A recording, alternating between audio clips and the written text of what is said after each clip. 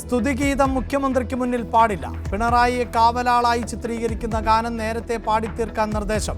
മുഖ്യമന്ത്രി വേദിയിലെത്തും മുമ്പ് പാട്ട് അവസാനിപ്പിക്കും. ഗാനം തയ്യാറാക്കിയത് സെക്രട്ടേറിയറ്റ് എംപ്ലോയീസ് അസോസിയേഷൻ പരിപാടിക്കായി.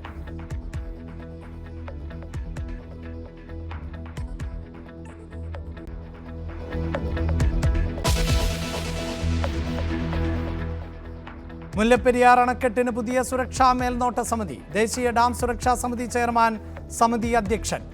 സമിതിയിൽ 7 അംഗങ്ങൾ. കേരള, തമിഴ്നാട് പ്രതിനിധികളും സമിതിയിൽ.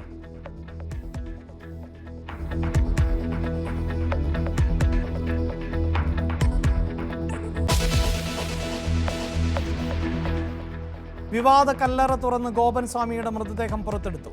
അഴുകിത്തുടങ്ങിയ മൃതദേഹം ഇപ്പോൾ മെഡിക്കൽ കോളേജിൽ. പോസ്റ്റ്മോർട്ടം അല്പസമയത്തിനകം. കല്ലറയിൽ മൃതദേഹം ഇരുത്തിയിരുന്നത് ഭസ്മവും കർപ്പൂരവും നിറച്ച്. കല്ലറ പൊളിക്കാൻ സർവ്വസന്നാഹം ഒരുക്കി പോലീസ് എത്തിയത് നേരം വെളുക്കും മുമ്പ്.